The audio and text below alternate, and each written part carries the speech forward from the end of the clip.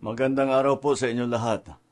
Ito patuloy sa aking pagre-report sa inyo tungkol sa mga development sa mga kaso na hinggil doon sa mga flood control project. At i-report ko po na ngayong araw yung AMLAC, yung Anti-Money Laundering Council, nakakuha na po ng 2 freeze order. This brings the total amount of assets frozen to about 12 billion pesos. Kasama po dito ang mga air asset ni Saldico, ang value mga 4 billion. At bukod pa ron, meron po tayong nakuhang 3,566 na bank account, 198 insurance policies, 247 motor vehicles, 178 real properties, 16 na e-wallet account, at saka air asset na frozen na. Umpisa lang po ito.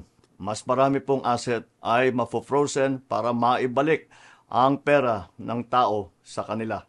Ito po ang aming pangako that the money of the people will be given back to the people. Meron din pong development, yung ICI at saka ang DPWH, magsusumite po ng ebidensya sa ombudsman and magrekomenda sila ng kaso ng plunder, anti-graft, bribery, conflict of interest sa 8 congressman na may-ari ng mga construction company na may proyekto sa DPWH. Lastly, meron po akong ibabanggit sa inyo. Dinapitan po kami ng abogado ni Saldico at nagtatangkang mag-blackmail na kung hindi po namin kakanselihin daw ang passport niya, hindi na raw siya maglalabas ng video.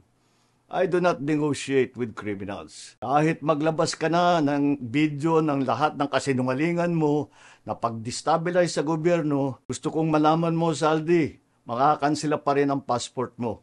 Hindi ka na makakatakas sa hustisya. Magandang araw po sa inyo lahat. Ito patuloy sa aking pagre-report sa inyo tungkol sa mga development sa mga kaso na hinggil doon sa mga flood control project.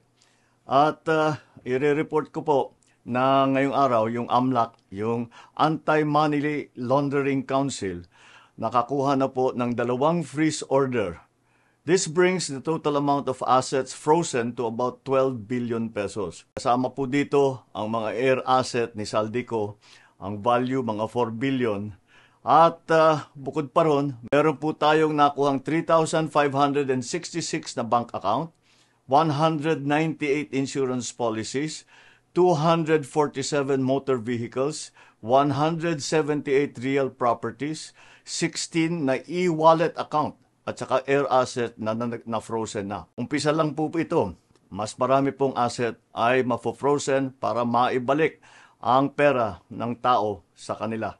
Ito po ang aming pangako that the money of the people will be given back to the people. Meron din pong development, yung ICI at saka ang DPWH, magsusumite po ng ebidensya sa ombudsman and magrekomenda sila ng kaso ng plunder, anti-graft, bribery, conflict of interest sa 8 congressman na may-ari ng mga construction company na may proyekto sa DPWH. Lastly, meron po akong ibabanggit sa inyo. Dinapitan po kami ng abogado ni Saldico at nagtatangkang mag-blackmail na kung hindi po namin kakanselihin daw ang passport niya, hindi na raw siya maglalabas ng video.